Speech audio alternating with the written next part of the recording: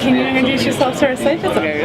I can indeed. Hi everybody, my name is Amber Benson. You might know me from Buffy the Vampire Slayer, and I have a new book coming out, The Witches of Echo Park. Awesome, thank you so much. What can you share with us about the book? I mean, I'm sure you're excited to get this in the hands of readers, obviously.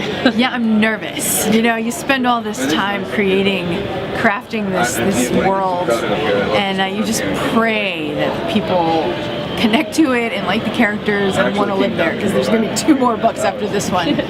But it's very much about a coven of witches in Echo Park, California, and in particular this young woman, Lise, who discovers that her great aunt is dying and she's also the head of the coven and she has to come back and become part of that world.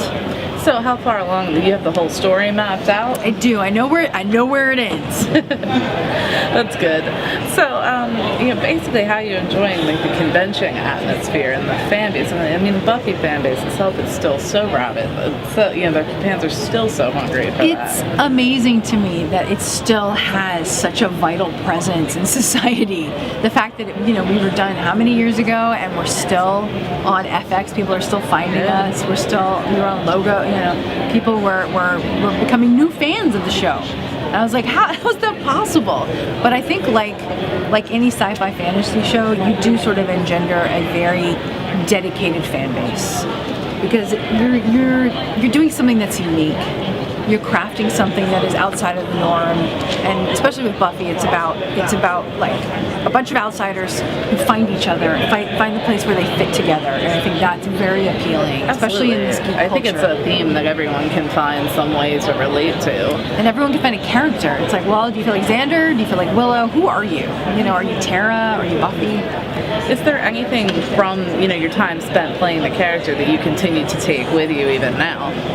I think it's just, when you do anything creatively, when you're an actor or you're a creative person or whatever you do creatively, your fans are your fans, and they go with you from thing to thing, and they support you, and they're the reason you're able to do what you love doing, and you have to say thank you for that and be really open and treat them like the people that allow you to do your craft, because they're the ones that make it possible for me to sit down and write a book.